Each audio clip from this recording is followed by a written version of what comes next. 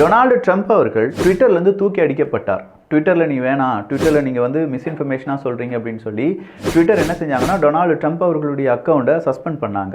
அதன் பிறகு தான் ட்விட்டரை எலன் மஸ்க் அவர்கள் வாங்குறாங்க. அதன் பிறகு நாங்கள் எல்லாரையுமே பிளாக் பண்ண எல்லாரையுமே அன்பிளாக் பண்ண போகிறோம் அப்படின்னு சொல்கிறாங்க. ஒரு கட்டத்துக்கு மேலே டொனால்டு ட்ரம்ப் அவர்கள் பிரசிடென்ட் கேண்டிடேட்டாக நியமிக்கப்படுகிறார். எலன் மஸ்க் அவர்கள் சொல்கிறாங்க ரொம்ப வருடங்களுக்கு பிறகு டொனால்டு ட்ரம்ப் அவர்கள் நம்ம ட்விட்டரில் இணைய போகிறார், எக்ஸ் வலைதளத்தில் இணைய போகிறார் அப்படின்னு சொன்னாங்க.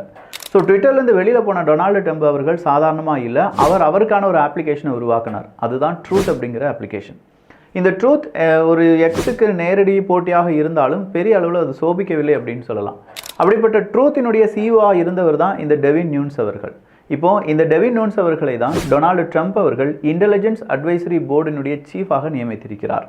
ஸோ முக்கியமான ஒரு பொறுப்பு டெவின் நியூன்ஸ் அவர்களுக்கு கொடுக்கப்பட்டிருக்கிறது.